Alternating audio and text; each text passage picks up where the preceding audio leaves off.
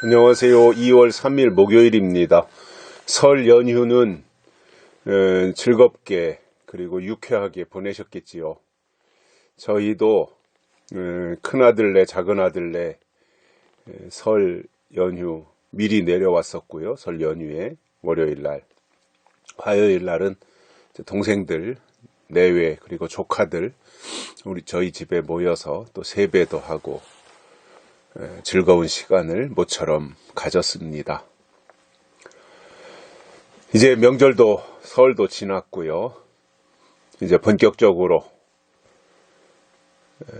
한 해가 시작되는 이제 시점에서 새 출발을 하게 되었습니다.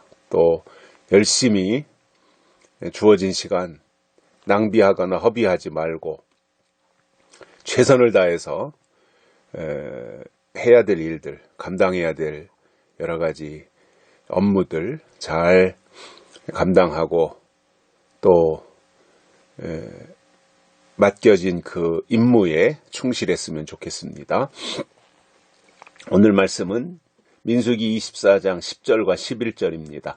발락이 발람에게 노하여 손뼉을 치며 발람에게 말하되 내가 그대를 부른 것은 내 원수를 저주하라 하미언을 그대가 이같이 3번 그들을 축복하였도다.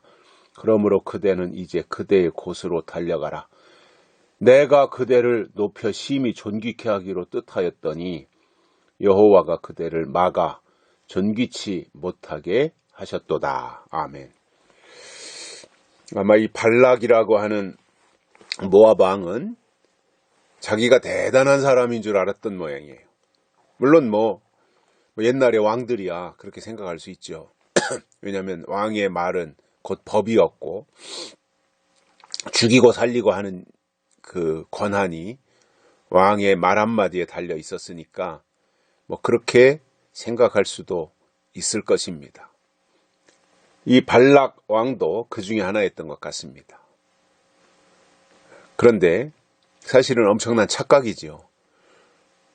왕이 말해서 죽이고 살리고 왕권에 의해서 할 수는 있겠지만 그것이 하나님하고 비교될 수 있는 건 아니잖아요.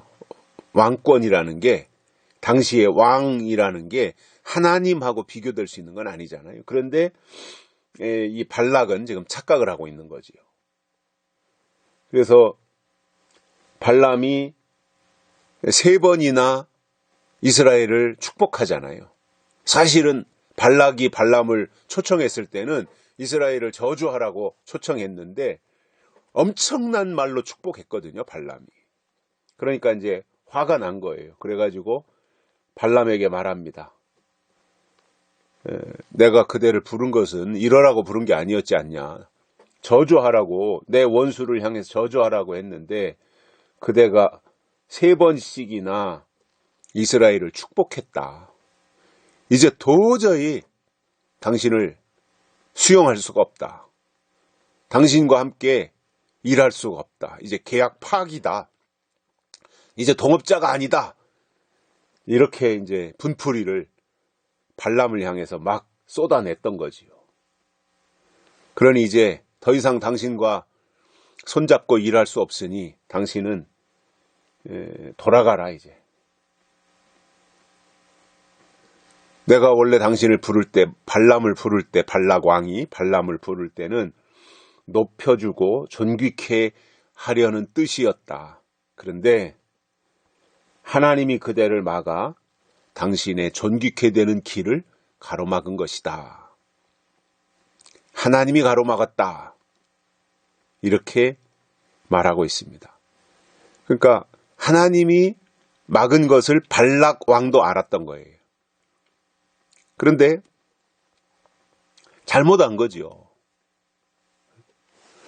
이 하나님이 시켜서 이스라엘을 축복했다라고 하는 것에 대해서 발락 왕도 알았지만 사실은 하나님에 대해서 하나님의 의도에 대해서 발락이 제대로 알고 있는 건 아니잖아요. 잘못된 정보를 가지고 있었던 거지요. 정말 발락 왕이 하나님의 의도를 알았다면 이스라엘을 저주하라고 하는 요구를 하면 안 됐던 거지요. 그런데 이스라엘을 저주하라고 해놓고 그것을 가로막은 것이 여호와 하나님이시다. 그러니까 너는 더 이상 쓸모가 없어졌으니 내 고향으로 돌아가라. 이러한 요구를 했던 겁니다. 사실은 하나님이 발람을 존귀케 하셨는데 지금 발락은 하나님이 그대를 막아 존귀케 되지 못하게 했다. 이렇게 이제 거꾸로 말하는 거예요. 하나님의 방법이 최고입니다. 그리고 하나님의 뜻대로 살아가는 것이 그것이 가장 복된 겁니다. 자기 생각으로 자기 방법대로 자기 고집대로 사는 것은 항상 자기 발목을 잡고 마는 거예요. 자기가 판 웅덩이에 빠지고 마는 거예요. 하나님의 뜻대로 산다고 하는 것은요. 현재는 사람들로부터 잘 되는 것 같게 잘 되는 것처럼 보이지 않고 여러 가지로 어려움 속에 있는 것 같지만 결과적으로 나중에 가서 보면 하나님의 뜻대로 하는 사람이 잘 되게 되어 있습니다. 그건 성경의 원리입니다. 하나님의 공식이기도 하고요. 그래서 우리가 처음 시작은 발람 선지자가 처음 시작은 발락의 미혹에 빠져서 이렇게 아무것도 분별하지 못하고 가로막고 있는 주의 사자가 칼을 들고 있는 것도 보지 못하고 그리고 나귀에 몸을 맡기고 터덜터덜 올 정도로 별거 아니었지만 그러나 하나님이 발람의 눈을 열어서 주의 사자를 보게 하고 나귀를 통해서 입을 열어 말하게 하고 이런 과정을 통해서 발람이 영적으로 깨어난 겁니다.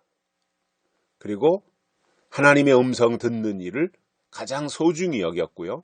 그리고 하나님이 지시하시는 그 뜻대로 발람은 행동했던 것을 볼 수 있습니다. 이것이 하나님의 사람이고 믿음이라는 것입니다. 여기까지 하겠습니다. 감사합니다.